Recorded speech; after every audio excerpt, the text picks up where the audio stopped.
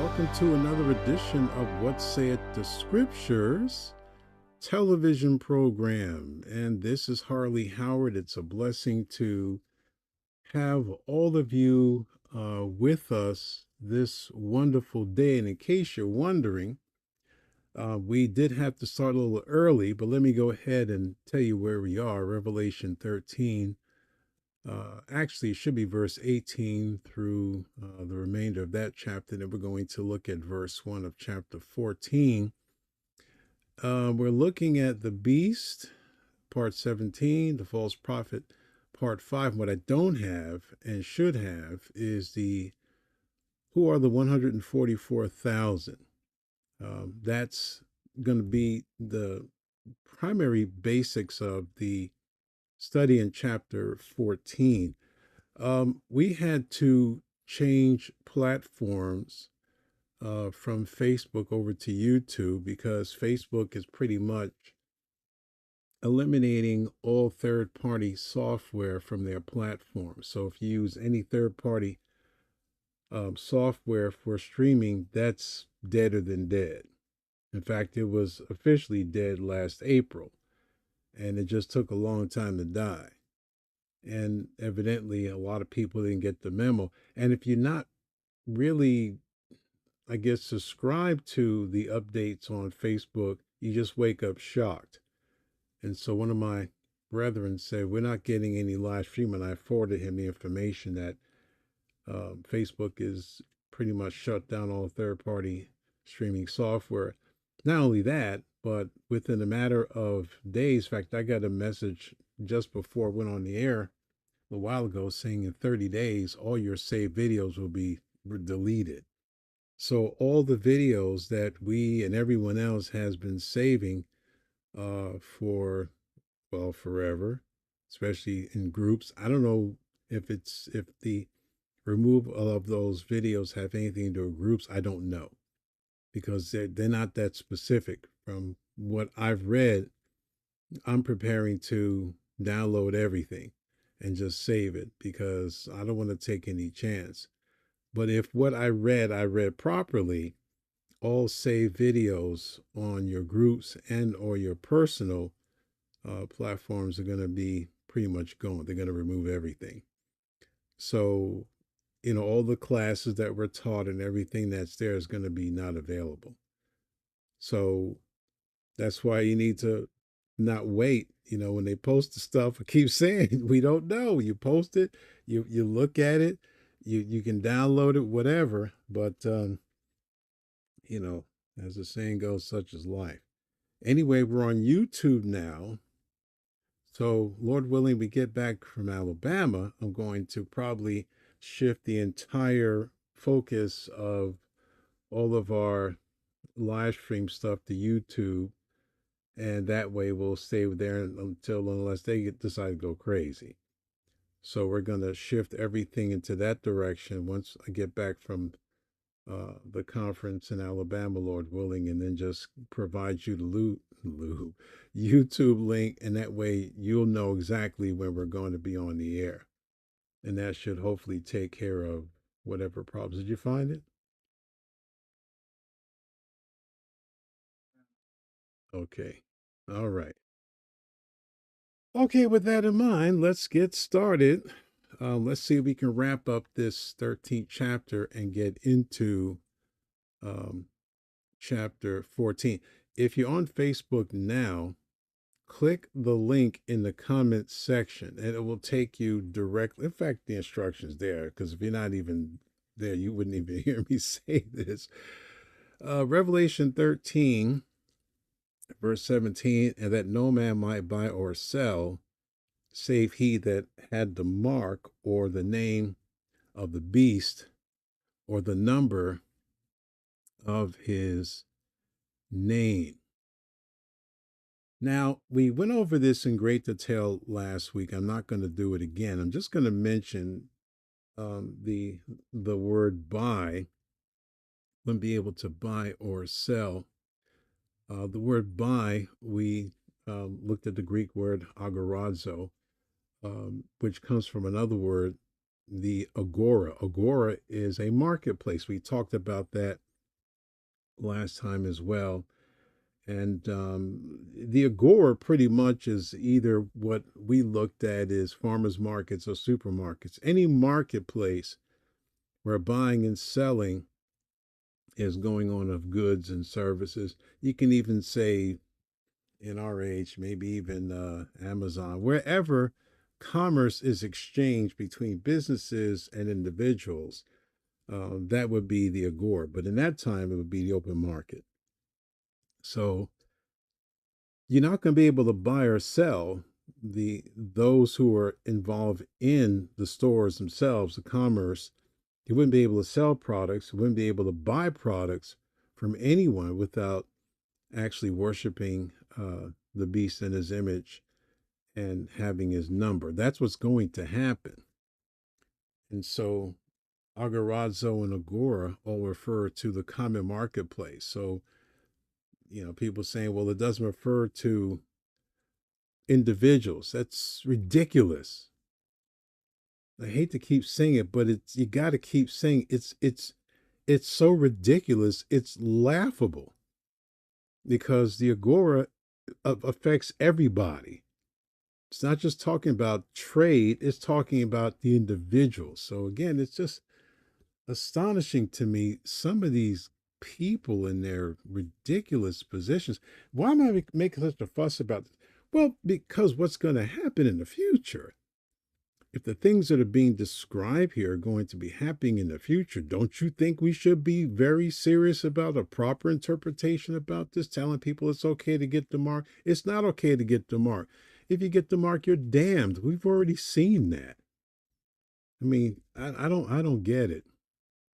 I do not get it at all. And the word sell has a very similar usage in the language as well. But the idea for the mark just to be used for traders, as it were, managers and owners, and just the exchange of commerce and selling of goods, and not individuals buying and selling and being able to purchase stuff, is absolute nonsense. It means just that. The Antichrist demands worship and ownership of everybody. There's no doubt about it. Now, verse 18, here is wisdom. Let him that hath understanding count the number of the beast, for it is the number of a man, and his number is 666. Now, this is the first time in Scripture that the number 666 is used referring to the mark of the Antichrist. Now, just again, for our edification, you have two beasts. The first beast is the Antichrist. The second beast is the false prophet. And then you have the moving image, where the second beast, who's a false prophet, has miracle powers like the first beast. All their powers are satanic. They were able to give life unto the image of the beast, the Antichrist. Okay, get it? Got it? Good. All right. Now, again, this is the first time the number 666 is used, period, in the Bible. It's used in this book exclusively, and I'll say it again, as I said last week. The notion that this has anything to do with anyone before the tribulation period is absolute, complete nonsense. Is that clear? I want to make sure people get it. It's clear here, and it should be clear where you're at. None of this is remotely going to happen, has happened, or is happening until that time period begins. And it obviously it hasn't begun.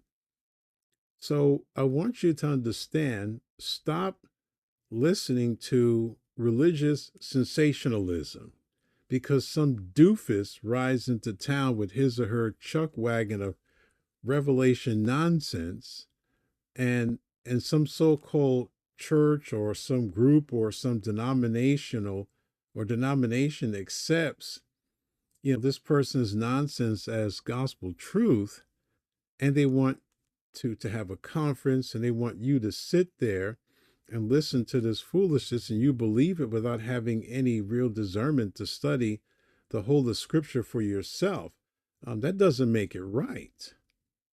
That doesn't make it right at all. I don't care who it is.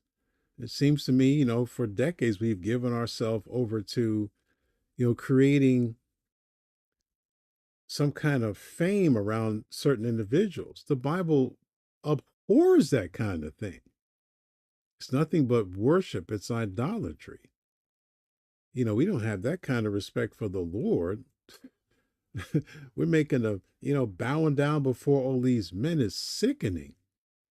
A lot of well-known people that we could name names have been made to look like dummies because they got up there and they said this is happening right now and we're in this particular time period, and it was proven wrong again and again and again. And I know some of these guys what they do, and I know one in particular who's in my mind. I'm not going to tell you who he is because I'm not going to do your homework. But once he got found out after his affair, oops, then he went to he moved to another city far away, as he thought that people wouldn't recognize him. And so maybe a decade later, he came back down here again. And he brought his so-called ministry with him again. I guess people just kind of forgot. And he was able to get on radio and down here in this area and start spouting off a lot of stuff. And I'm sitting there going like, that's crazy. But people, again, they got all enamored by his reputation because apparently reputation means everything. I don't know why, but apparently it does. And a lot of people, a lot of people that get hung up on, maple leaf reputation of preachers and what have you.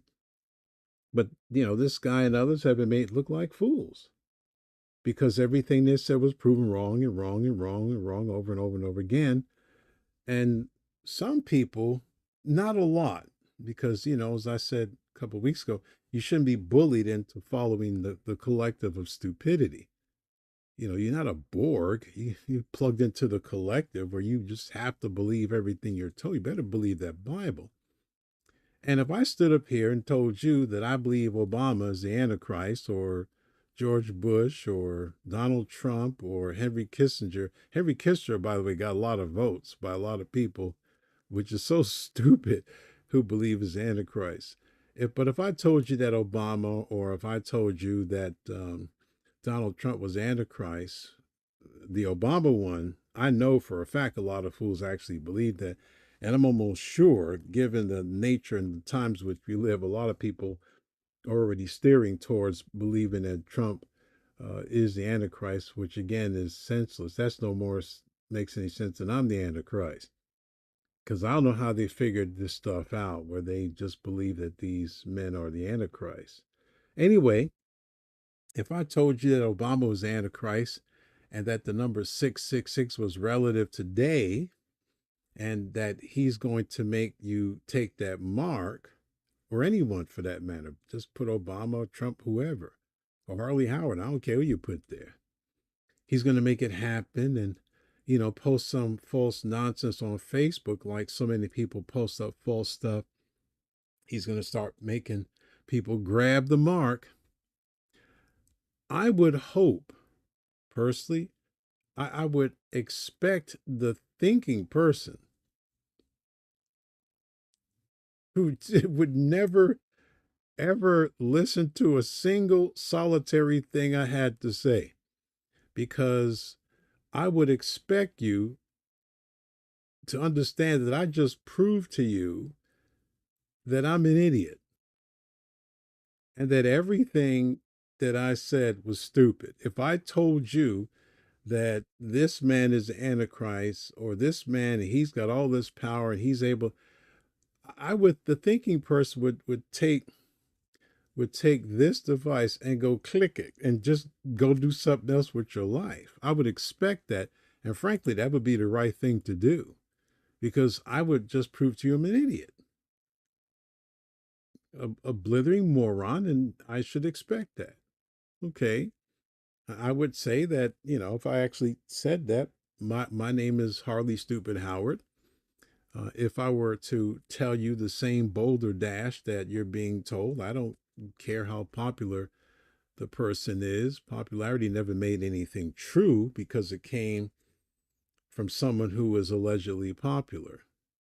It's almost funny, and sometimes I use the word funny. Maybe I should use the word ironic because that's what I really mean. So I need to define my own terms.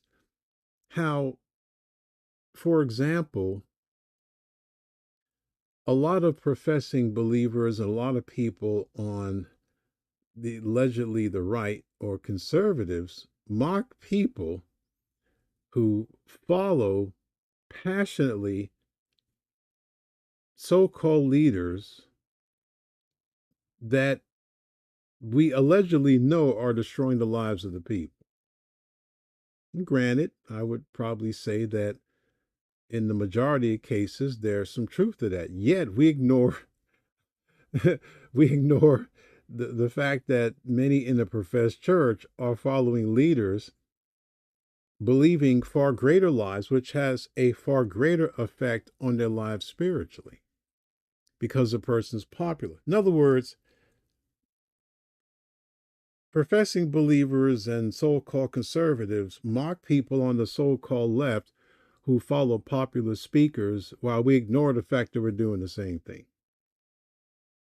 Because something is said that's popular, because the person we like is popular, then suddenly popularity becomes the measuring rod whether something is true or not. Well, the fact is popularity is an anvil around your neck.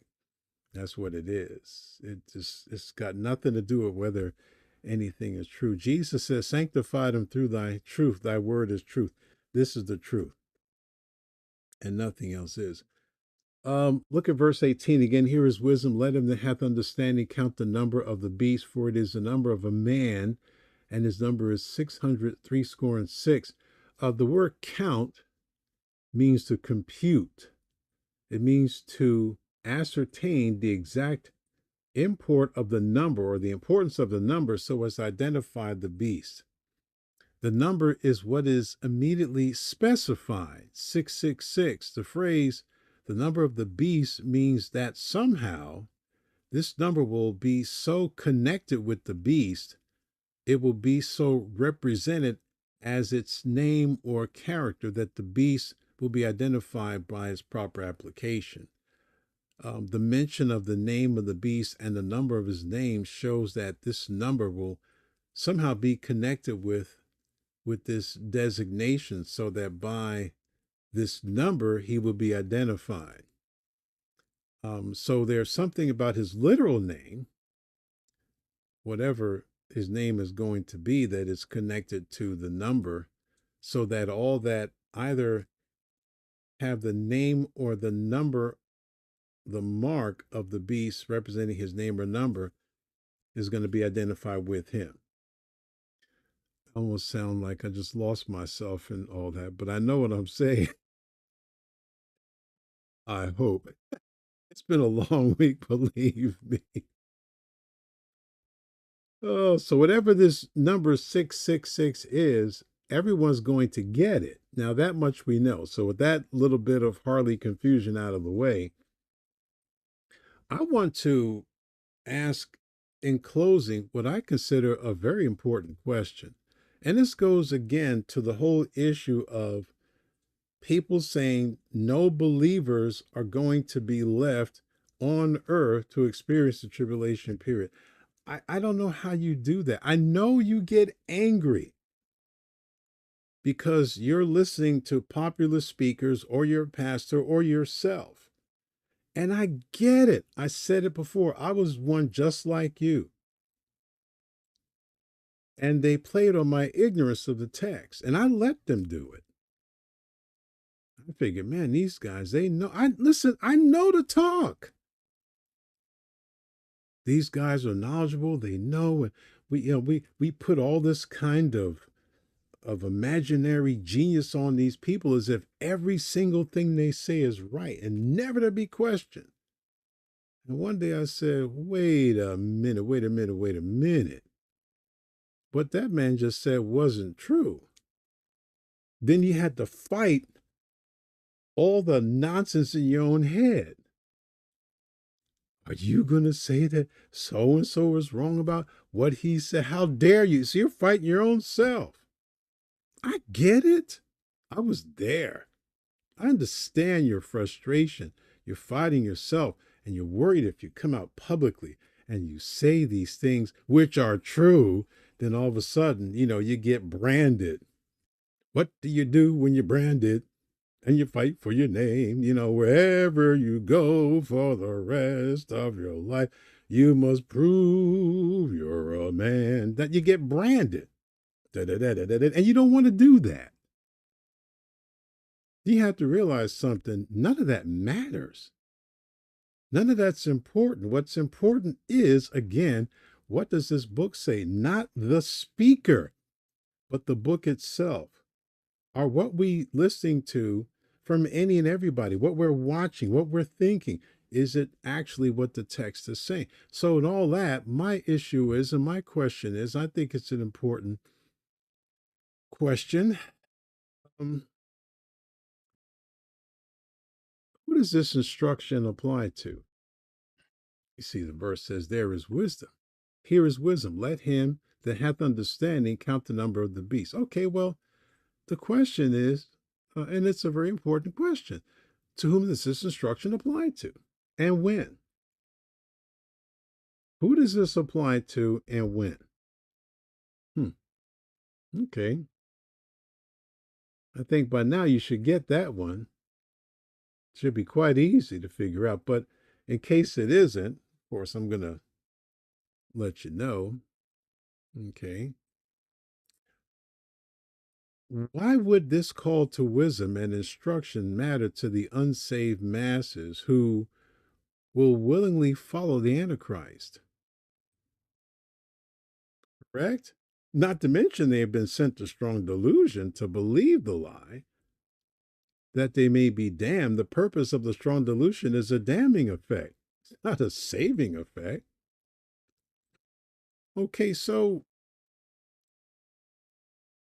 here is wisdom. Let him that hath understanding count the number of the beast, for it is the number of a man, and his number is 666. Again, so why would this call to wisdom and instruction matter to the unsaved masses who will willingly follow the Antichrist? It has to mean something to someone other than the masses of Antichrist worshipers, or else the call to wisdom and instruction to them would be meaningless.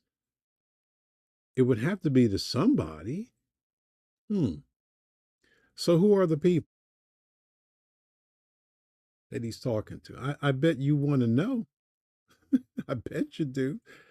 I mean, it would be just as meaningless to us as well today, seeing that many people believe that the rapture will remove all believers from the earth before the Great Tribulation period, and that we cannot know him anyway until that period begins, unless you're crazy enough to believe that we're already there, which, of course, such belief is unfounded and unbiblical. So then again, to whom is the instruction given or will be given, or the when? So those are important questions. It would have to be given to those during that time period. I mean, chronology, you have to, it's right there in front of us. To those who are, or who alone will be able to identify this man at that time and not before. That's why the thousands upon thousands of guesstimations of who the Antichrist is utterly ridiculous. And that should be the obvious answer, because how many times have people already told you who he is and they were wrong, which of course means everybody and always. Only the people in that time period will be able to ascertain who this man is. So again, it would have to be given during that time period, the wisdom and the understanding to those who alone will be able to identify who this man is and not before. So far, that's pretty clear to me, pretty logical, I believe, to the text. So up until now, nobody knows. Everyone's guessing for no reason. And they're all wrong in their guesswork. I know it's hard for you to accept the fact that everybody can be wrong. Everybody's wrong. Okay, just like I was wrong, like so many people have been wrong forever about their guesstimations. During that time period, those to whom the instruction of wisdom and understanding will be needed to identify this man, they're going to know.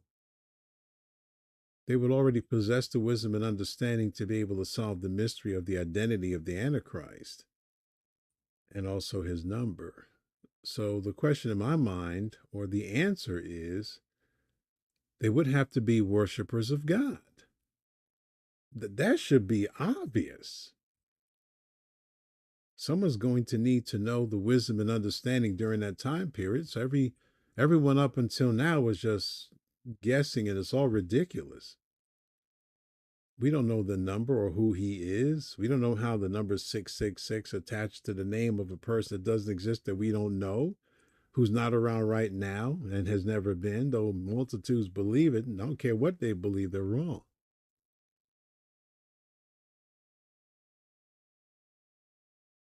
We don't know anything, period. We're all guessing. The only ones that will know, of course, the only people or persons to whom the wisdom and instruction and understanding would matter would be those who lived during that time period. Or else, why tell people who have wisdom and instruction to have it to those who are already given a strong delusion and who are damned and following Antichrist, the false prophet, and his statue? I mean, they're not going to apply any wisdom or instruction or understanding. Why would it matter to us? Because we're not in that time period. We're not there. See, these are very simple questions that need to be asked and answered of everyone. We don't want to be just a bunch of goober headed followers. A lot of people are just followers, they don't really do much thinking. We don't want to be, we don't want to be stupid. I don't. I don't think you do. I hope not. Maybe I don't know. Maybe I shouldn't assume anything. I'm just saying, thinking people don't want to be. We want to be knowledgeable. We want to know the scriptures for ourselves and receive the blessing of knowing and applying our lives to the things that are written in this book. So that's ends chapter 13. And let's delve into the 14th chapter here. And I looked, and lo, a lamb stood on Mount Zion, and with him 144,000, having his father's name written in their foreheads. Now, if we, of course, contrast this with chapter 13, we just got finished looking over today and last week the mark of the beast, having the name or the number of the beast also written, tattooed, or branded on their foreheads and on their right hand. In this chapter, we start with the 144,000 having God the Father's name written on their foreheads. Okay. Now, we already know who the 144,000 are because we've already seen in chapter 7, which I'm going to go back to briefly, these Jews, and that's who they are. And they're from the 12 tribes of Israel. There's no lost tribes. So these are, again, this is not people that you know now. These will be chosen, again, chronologically during that time period. It's incredible that something so simple as a chronology of truth just escapes people. And it wouldn't, I wouldn't say bother me, but it bothers me because it's not just some little pocket of knuckleheads. This stuff is rampant.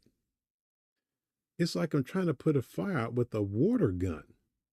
Those, little water guns we grew up as, well, I grew up as a kid, little stream. You're trying to put out a fire with a little water pistol because there's so much false doctrine and error taught all over the place. And you're not going to put it out, no matter how hard we try, and we should. But it's important to know that these are not, I repeat, not any of the cult of the Jehovah's Witnesses, any of the cult, or any so called evangelical, charismatic, Pentecostal, Baptist, whatever, who many also claim to be part of the 144,000. I've heard so much in my 49 years of walking with the Lord. It's astonishing that my brain isn't totally fried. But I decided a long time ago, looking objectively, you're not going to be able to stop the madness. You just have to keep preaching in it. You can't stop it. I look at, I'm just going to use this briefly. I look at the whole political makeup right now. Everybody was so worried about, well, Donald Trump will win. And now he's won and doing everything he says he's going to do. People are being triggered to lose their minds to a far greater degree. He's already won. Shut up and do your life. But they can't do that. They just got to keep hammering on. It's like they live their life to be triggered and to be upset.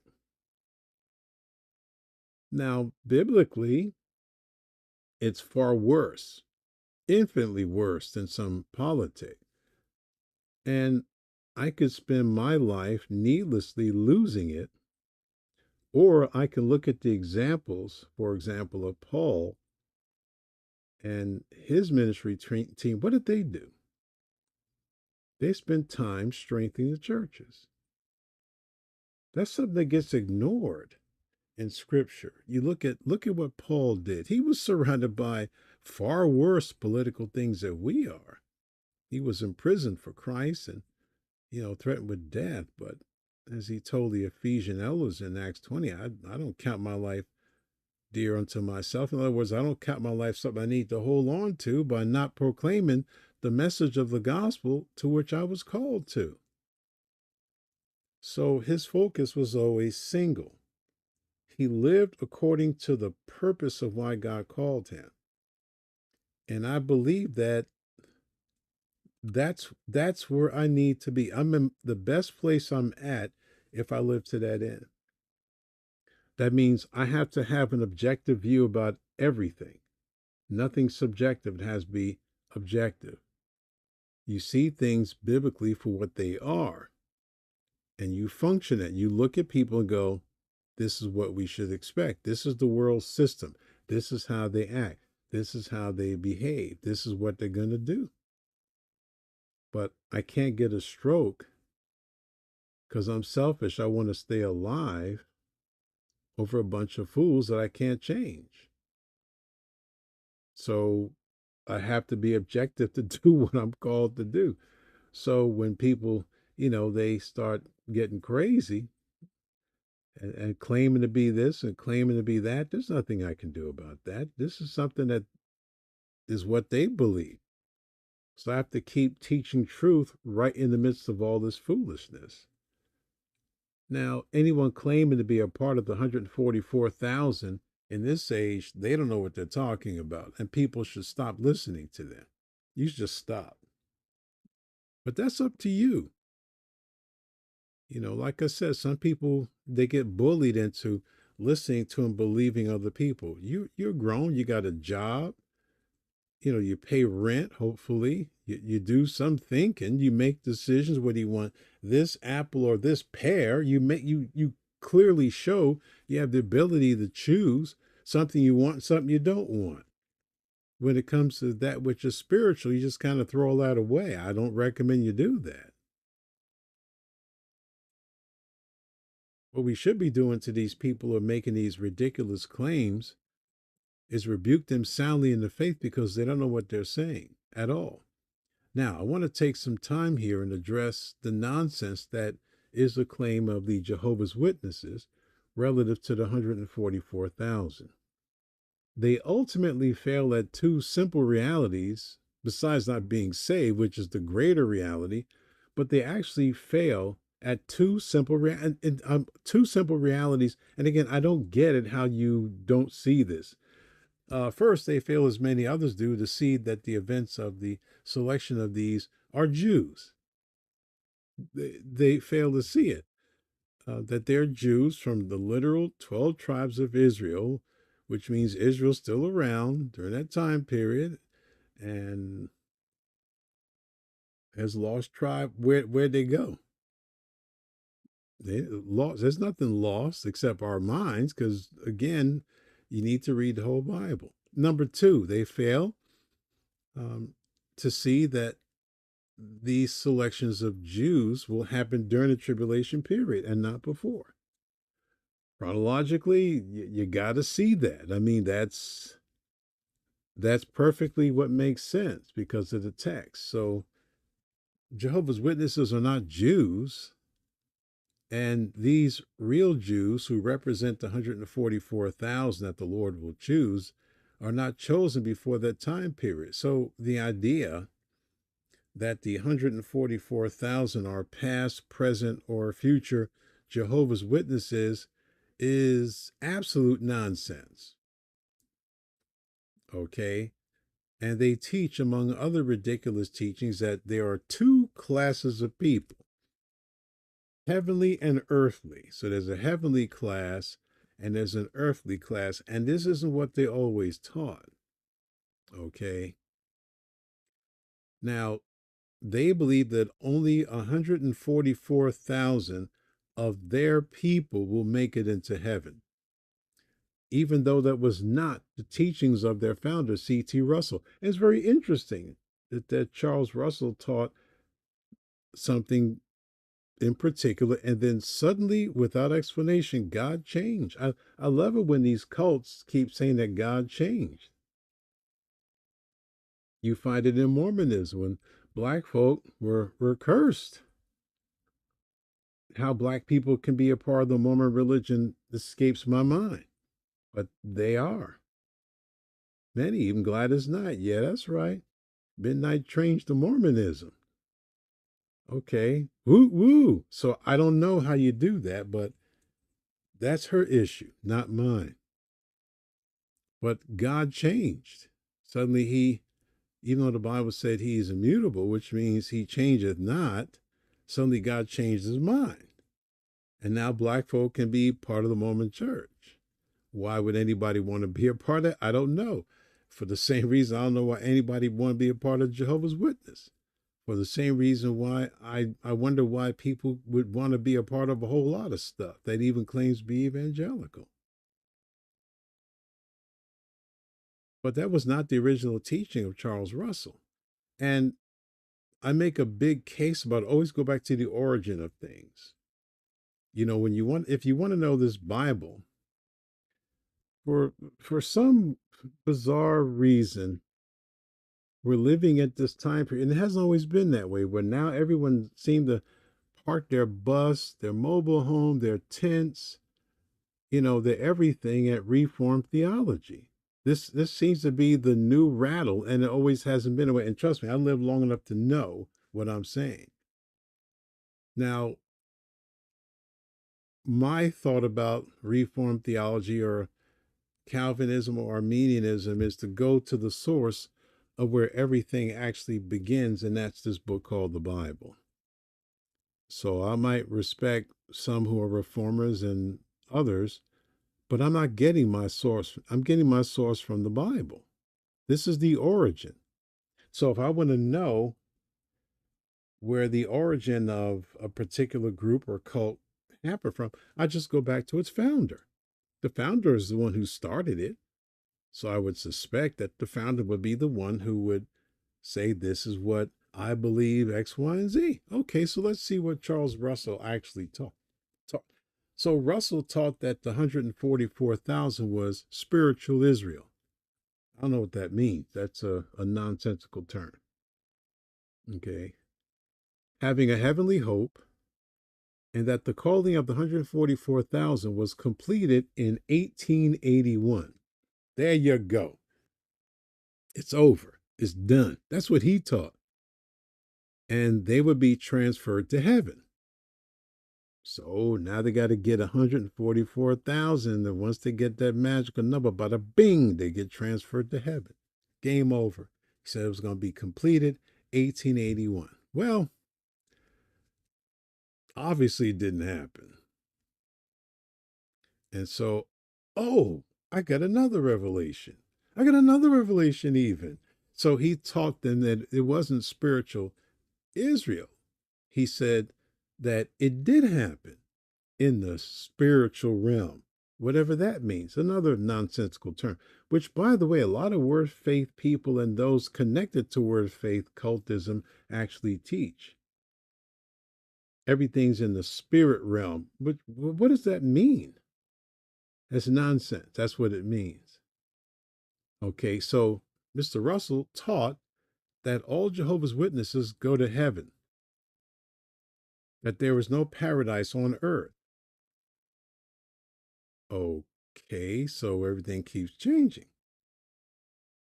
So now the number is more than 144,000. 144,000 mystically and magically, wonderfully delicious didn't go to heaven, but they are in the spiritual realm, but they're going to go. That there's no paradise on earth at all. That's not the teaching of the founder. Okay. That's what he said. I remember when I was talking years ago to a Jehovah's Witness, I said, but this is what your founder said. And they're just shocked. I said, this is what the reality and the beginning of your religion happened because of Charles Russell, correct? And they go, yeah, because they really don't know. Most people don't even know. I said, well, your founder taught this. Did suddenly God become unimmutable? So Russell died in 1916. Then you had Judge Joseph Rutherford. He's even more infamous than Russell was. So he became the new president of the Jehovah's Witnesses. And he began to change a lot of things, especially the 144,000. And so he wrote, now he was born 1869, lived to 1942. He published The Finished Mystery, which is a book which predicted in 1918. Now, whatever I tell you obviously didn't happen. But you got people making these predictions, and then when they don't come to pass, oh, God had another revelation. It's called I'm a liar and I got busted. That's what it really means. But he said that in 1918, God would destroy churches and millions of their members and claimed that by 1920, every kingdom would be swallowed up in anarchy. No on all that. No on all that. And I know Mormonism has some connection with the destruction of churches too. It's always these cults that the church is going to be destroyed and we're the only one. We're the only ones. Oh, we're the only ones. And we're the only ones that. No, you're not. Every single cult determines the visible church will be destroyed and we're the only ones. JWs do it, Mormons do it, others do it as well. They all make that claim. They all have a uniqueness about them that distinguishes them from everything else. They're always the one. Well, you're not. Okay, so he started prophesying, Mr. Rutherford, that Armageddon was right around the corner. Heard a lot of evangelicals say the same thing. In fact, the gentleman I was referring to earlier, he's always about Armageddon. Armageddon. It was like every other was Armageddon. Armageddon is during the tribulation period. So obviously it ain't around no corner. Okay, but Rutherford kept pressuring, and if you look closely at the time period again, because you have war, as I said, time and time and time again, people during periods of war coming out of the woodwork, coming out of everywhere, and they're misquoting Revelation. It happened in World War I, boom, happened in World War II, happened during Korea, happened during Vietnam, happening. And so Rutherford kept insisting Armageddon was right around the corner. And so he used that to make the Jehovah's Witnesses work even harder than ever. And that the only way to escape the impending judgment was to join the Watchtower organization. Don't ask me how joining a group is going to cause you to escape judgment. But obviously, the coming prediction of doom never materialized, and it never would. So all these dates that were predicted didn't come to pass. And for years, this became the impetus to grow the organization even till today, this fear of Armageddon. Still, same thing. Although the dates continue to change to fit the lie of the organization. Okay, they still keep making date changes. I don't have all the articles with me, but they've been changing dates like crazy. Like I changed socks, and it's like, y'all wrong. And they only need to be wrong once. They were wrong a whole lot more than once. So they make it a matter of survival by being one of the faithful Jehovah's Witnesses, waiting until or when Armageddon does occur. So I joined this group, and suddenly that means I'm going to escape a pending judgment. Okay. Unfortunately for Rutherford and the followers, to increase their membership, he began to emphasize that only 144,000 people were going to make it to heaven. So now we've gone from 144,000 will make it to heaven to, well, they're in the spiritual realm, to everyone's going to heaven. There's no earthly kingdom, to back to only 144,000 going to make it to heaven. And then we'll see in a few moments that there is an earthly kingdom, the two classes of people. Okay. But I'm interested in what Russell's taught because he's the founder. He says, there's no earthly, no, everyone's going to heaven. Okay. Um, but Rutherford wrote a lot of stuff. So he wrote a book called Millions Now Living Will Never Die. And that's one of the most popular works of the Jehovah's Witnesses, which predicted end times events used in their campaign, even to this day.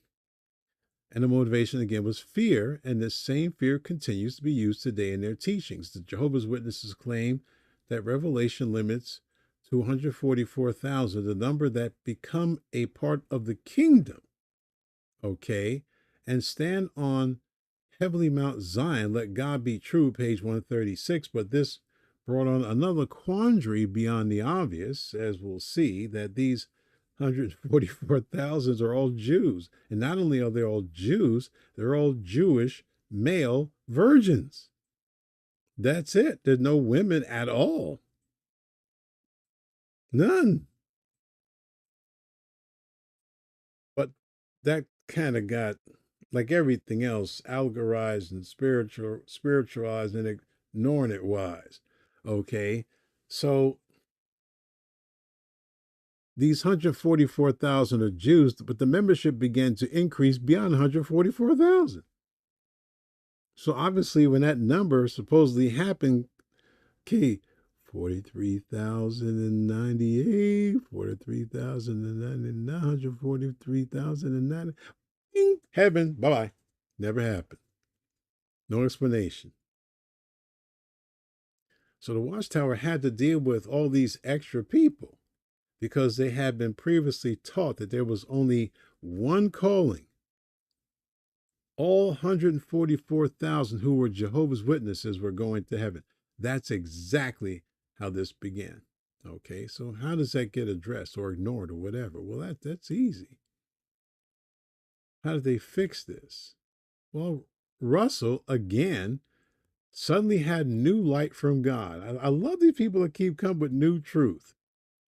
That's why a few weeks ago, it just hit me like a mountain. There is no new truth. Everyone's running around trying to find something new. There's no new truth. It's just the truth, and you're not getting it.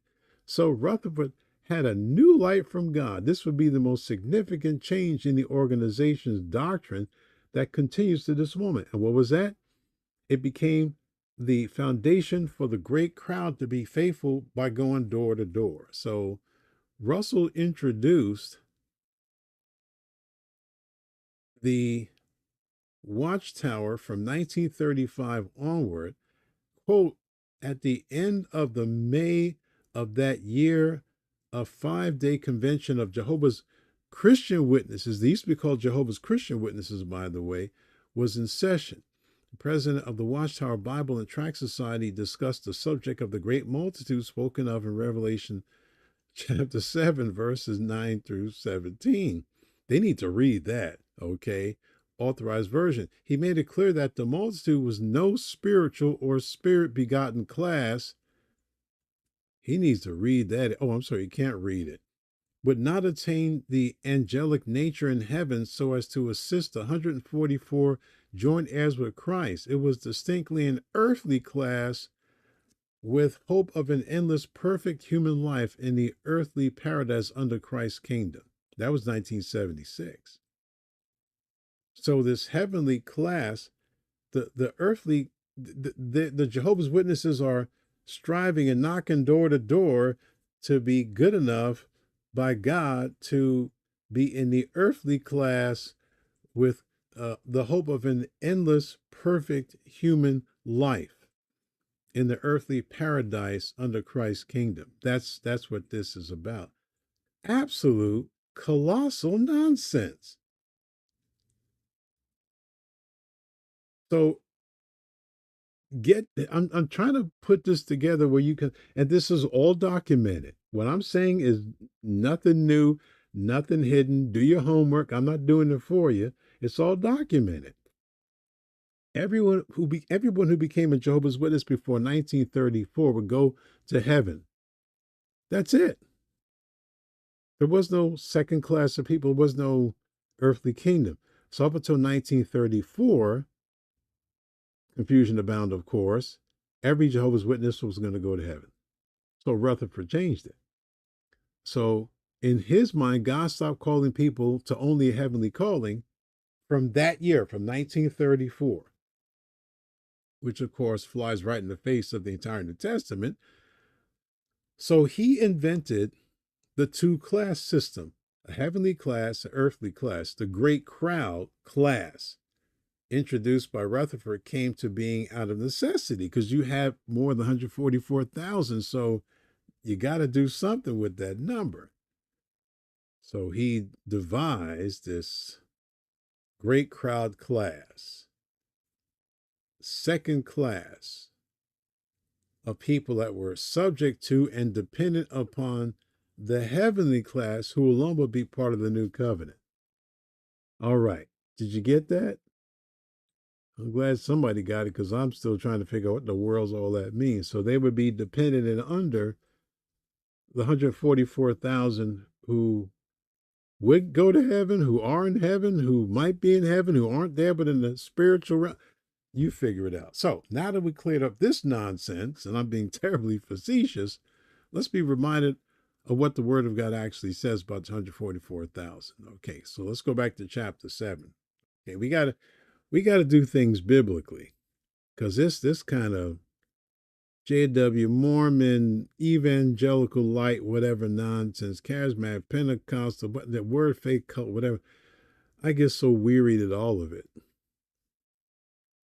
Now, the events in chapter 7, of course, continue from the events in the previous chapters, more specifically, the events regarding the opening of the 6 seals. And so the cataclysmic, worldwide, and atmospheric events are far from over, which we've already seen. No escaping God's wrath. Verse 1. After these things, I saw 4 angels standing on the 4 corners of the earth, holding the 4 winds of the earth, that the wind should not blow on the earth, nor on the sea, nor on any tree. So again, we talked about these powerful, unidentified angels that were standing over a particular quadrant of the planet, And their specific role, of course, was to prevent the wind from blowing anywhere on the earth. Okay. All right. So it's possible that we saw that, according to the study of the Greek language, that the winds were being withheld from any destruction or any further destruction upon the earth that was associated with the six seal judgments. Okay, verse 2. And I saw another angel ascending from the east, having the seal of the living God. And he cried with a loud voice to the four angels to whom it was given to hurt the earth and the sea. Okay, so you got another angel. He descends from the east. He has a seal from the living God. He had the authoritative stamp from the Lord that was going to be used to seal the servants of God, as we'll see in the next few verses. So the latter part of this verse indicates to me that these angels were involved to some degree with the administration of the seals judgments, because the verse indicates that they were involved in the hurting of the earth and the sea. So they were now to stop, but that would be temporary, and it gives you in verses 2 and 3 the specific reasons for that. I saw another angel ascending from the east, having the seal of the living God, and he cried with a loud voice to the four angels to whom it was given to hurt the earth and the sea, saying, hurt not the earth, neither the sea, nor the trees, until we have sealed the servants of our God in their foreheads. Okay, so the obvious truth is this sealing will be done at that time and not before. Ta-da! Ends everybody, every cult, every whatever, claiming to be a part of this. Or anyone such as the Jehovah's Witnesses, or anyone else for that matter. Sad to say, even some professing evangelicals. And I'll say this, you can say whatever you want, been around black folk long enough to know there were a lot of black folk that I've met in Baptist churches that taught this whole nonsense about being part of 144,000. I believe that a lot of these so-called churches have infiltrated with all kinds of cultic people. The biggest recruitment of the Jehovah's Witnesses are black Baptists. And there's no reason for me to believe that the reverse isn't true. That a lot of these people bringing in their false doctrine into black Baptist churches have been given free rein, because the black Baptist churches are not doctrinally sound. You can say whatever you want. I don't care. Get mad all you want. It's true. Unless you're not one of these churches, then you go, amen, brother. You'll understand. We're not doctrinally sound. We never have been. We don't want it. I'd never been under the impression that we did. We're not looking for people who are. So it's not to say that white folk don't have the same problem. Many do as well. But black folk corner the market on this nonsense that I've seen for almost 50 years about 144,000. But I don't care who you are. I mean, if you claim to have the mark of the 144,000, you need to see somebody, because you ain't got no mark. I mean, it's laughable. It's totally disingenuous to the text of scripture. And I think you got a problem from the neck up. The seal or the mark that the angel would now place on the foreheads of these Jews would not and will not take place until this time period. I mean, if anything is clear, that's clear. All right. So, what is the seal and what is the significance of it? The word for seal means a stamp or a signet or a private mark for security or protection. And this is sure about the selection process and the reason behind it. There's no need to be involved in any speculation about the work of the chosen, because it's not revealed at this juncture. All we know is that these 144,000 Jews, not Gentiles, not Jehovah's Witnesses, no one else, past or present, is spoken of here. Nobody. Anyone claiming to be of this group is to be regarded as lying fools. And no, I'm not interested in their so-called sincerity, because sincerity is not truth. You can be sincerely out of your mind. And really, I really, really, really, really believe it. Yet I really, really believe you need to be away from me. Verse 4, and I heard the number of them which were sealed, and they were sealed 144,000 of all the tribes of the children of Israel. So all the tribes mean all the tribes. There's no missing tribes. There's books written on the missing tribes. Well, there were 12. And according to this, ain't none of them missing. Okay? None of them. Not to believe me. Tribe of Judah were sealed 12,000. The tribe of Reuben, they were sealed 12,000. The tribe of Gad, they were sealed 12,000. The tribe of Aser were sealed 12,000. The tribe of Nephthalim were sealed 12,000. The tribe of Manasseh, they were sealed 12,000. Tribe of Simeon, they were sealed 12,000. The tribe of Levi, they were sealed 12,000. Of the tribe of Issachar were sealed 12,000. The tribe of Zebulun were sealed 12,000. The tribe of Joseph were sealed 12,000. The tribe of Benjamin were sealed 12,000. Okay, so what can we conclude here, kids? Because it should be obvious. These are all Jews from Israel. They're not the people walking around knocking on your door trying to sell you some false doctrine. They're not former, current, deceived, duplicitous Black Baptist / Jehovah's Witness / confused people trying to convince you that if you do what they want you to, because you can buy a pie and sing in the choir, you part 144,000. The idea that the church or any group is just totally ridiculous. And again, I'll say it, and I'm about ready to wrap this up, but the idea that there is some lost tribe, all tribes are known of God, are going to be represented. Okay, now let's just go back briefly to verse 1 of chapter 14, and then I'm done for today with Revelation. Hopefully, people were able to get the feed. I do see that there are, well, I'll leave that alone because I don't know, but it's there. I looked, and lo, a lamb stood on Mount Zion, and with him 144,000 having his father's name written in their forehead. So again, in conclusion, 144,000 are chosen Jews from the 12 tribes of Israel, the real Israel, literal tribes, literal 12 tribes, nothing lost, with the seal or the mark or the brand of Jehovah on their foreheads. They're standing on Mount Zion with the Lamb of God, with Christ. That's it. See how easy that was? See how clear that is in the text. That's what's important. That is clear in the text. All right, that's it for today's study in Revelation. God willing, we'll be back at 4 o'clock this afternoon, Pacific Standard Time. We're going to finish chapter 32 of the book of Isaiah.